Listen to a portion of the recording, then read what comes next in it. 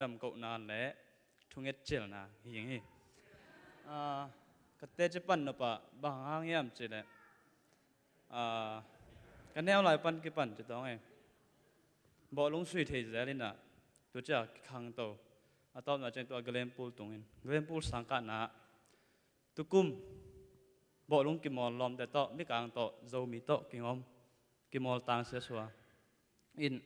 season man chẳng à xia pan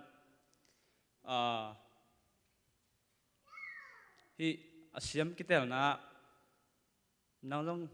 kinomina in chin form khan piana phi in chang nung deu kanu mei teu le truck de amau stay kai changa to taka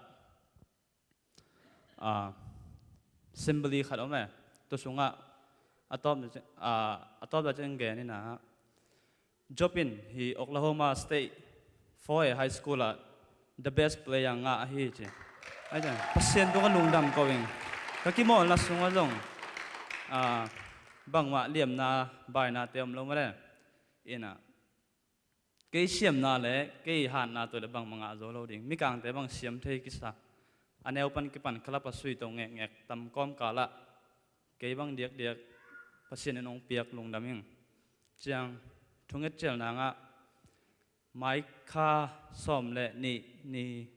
to taka or style teng ki mol na om ding ina college coach te tamin te che to tanga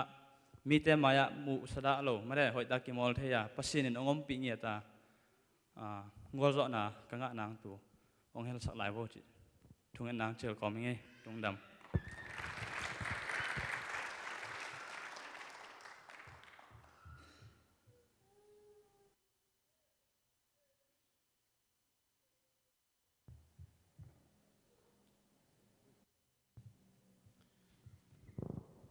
lung lam tu ni na thuai thu pha tam pi zai mani na na pi tan lung dam hang